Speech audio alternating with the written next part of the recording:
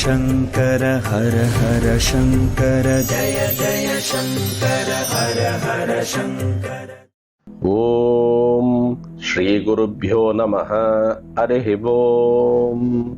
అపార కరుణా సింధుం జ్ఞానదం శాంతరూపిణం శ్రీ చంద్రశేఖర గురుం ప్రణమామి ముదాన్వహం. Deivathin Kural, voice of God, first volume, chapter 2, Adhvaitham, and today's topic Adhvaitham. It is well known that the metaphysics of Adhvaitham was propounded by Adi Shankara Bhagavad Pada. What does Adhvaitham mean? In Sanskrit, Dvi means two. The English word two has its etymological root in Dvi. The id in Dvi has become T in two. Although the English word is pronounced as two, T-O-O, in the spelling T is followed by W. W has the pronunciation of V. It is the V in Dvi which has become W in two. Dvi is two. Dvaitham means the idea that there are two. Advaitham means not two. The question is, which are the two in the statement not two? Do we not think there is the Lord Brahman and secondly we the Jivas? There is no duality like this. The only truth is Brahman, and other than Brahman there is nothing. There is no second thing at all besides Brahman. It is that one truth which appears as many Jivas due to the power of illusion. These are all different makeups, just as an actor appears in different makeups, but the actor is only one. Although there are several Jivas, the Lord is the only one who is inside all the Jivas. Though in a pragmatic sense we talk of Paramathma and Jivatma as if they are separate, there is in reality only one Atma, that is soul. If we attain this knowledge, the Jnana, by overcoming illusion, we will cease to be Jivas afflicted by various infirmities, but will become what is full, whole, and the ultimate truth. This is the metaphysics of Advaita which the Acharya has given to the world. Once this experience is gained, nothing like sorrow, desire, enmity, fear, etc. will create bondage for us. It is because we think that there is something other than us that becomes the cause of fear, desire, enmity, etc. We feel bound.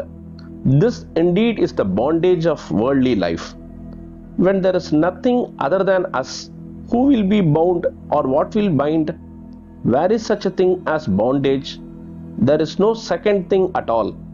How can there be something external to us which will cause bondage? The state in which one gets released from this bondage is mukti or moksha.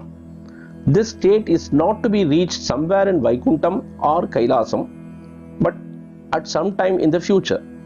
This can be experienced here and now. Truly speaking, this moksham is not something we gain newly. Brahman, which is limitless truth, is always in a state of moksha, free from all bondage. Just as space is spread all over the universe without limitation, it is also inside our empty pots. From our point of view, we make a distinction between the two spaces, that is, that which is spread all over and that which is inside the pots, but both are same. If the pot which has a shape and form is broken, both the spaces become one. Similarly, due to the power of illusion, we have appeared as so many individual parts in Brahman. Yet, we are Brahman ourselves.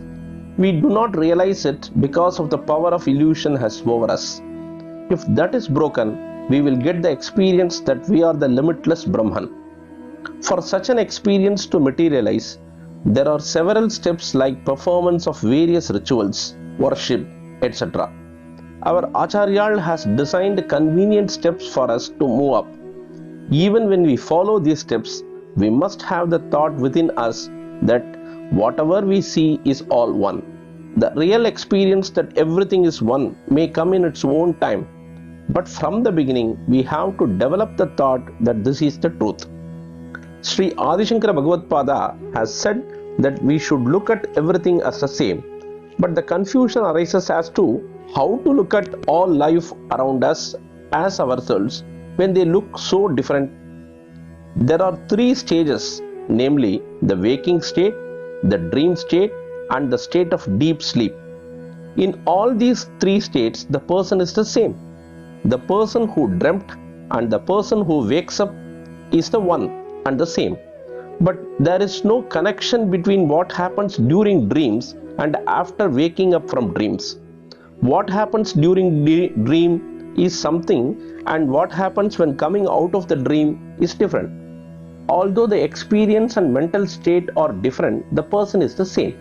Similarly, there is the same one within the several creatures.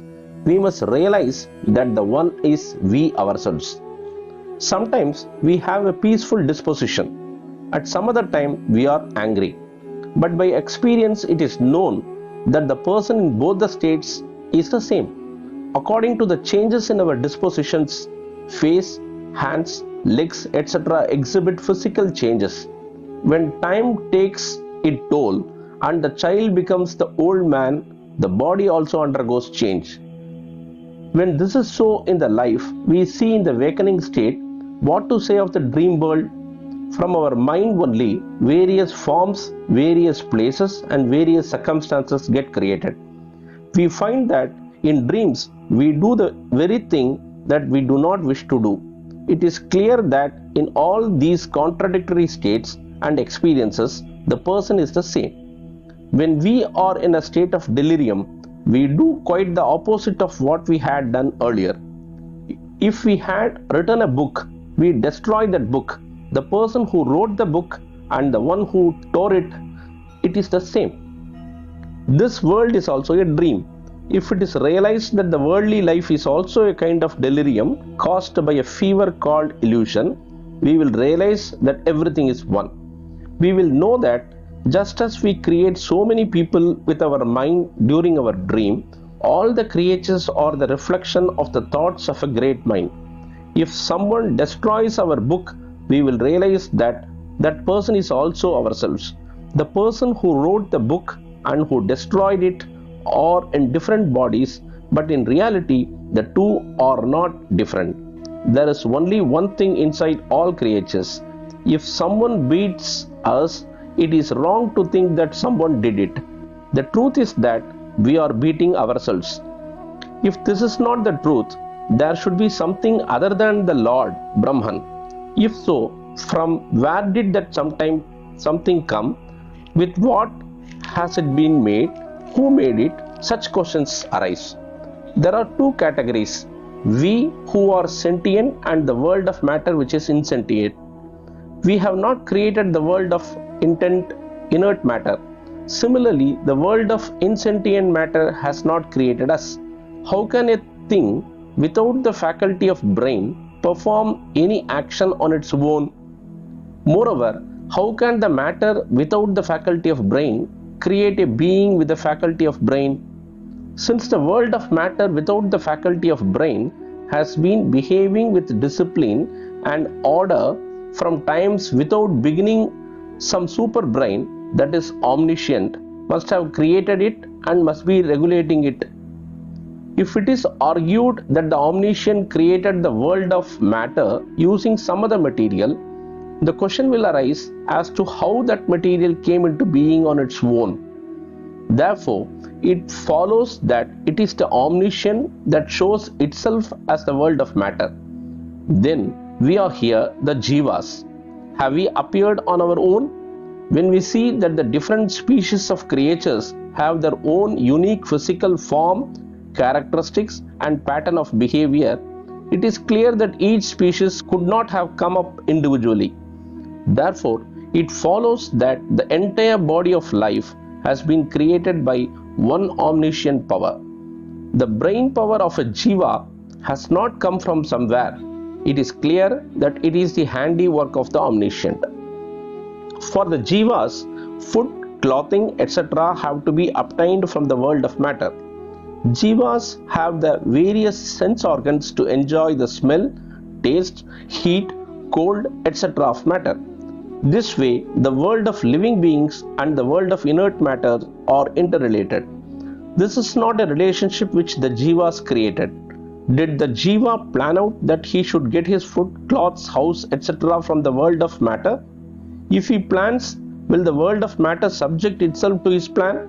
Therefore, it will be seen that the one which is omniscient alone has willed it this way and ordained this relationship between Jivas and the world of matter. If it is assumed that the world of matter was created by one power and the world of life was created by another power, it would not have been possible to create a relationship linking the two. Therefore, it follows that the cause of both is the omniscient alone. When it is said that it created, we have seen that it has not created with a material external to itself. Therefore, the absolute truth is that it is that omniscient which appears as all these, so there is only one. That one appears as many. It has the power to appear as many. That is what is called illusion, Maya. That the one Brahman appears as many by the power of illusion is Advaitam. The attitude of looking at the whole universe as one should be developed.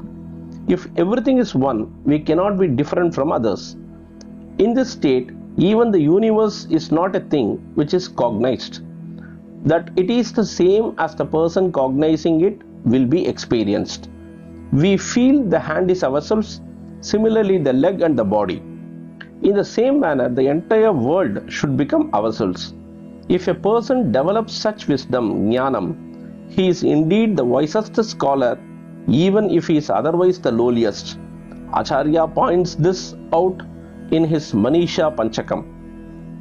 It is this wisdom that is changeless, blissful, moksham. It is a moksham that can be experienced while still in this body. Pradosha Shankara, Pratyaksha Shankara. Tennarudiya Periyava Potri, Yennattavakkum Iraiva Potri, Sarvajna Sarvavyapi Periyava Sharanam, Mayaparapparukkum Mahaperiyavadi Potri.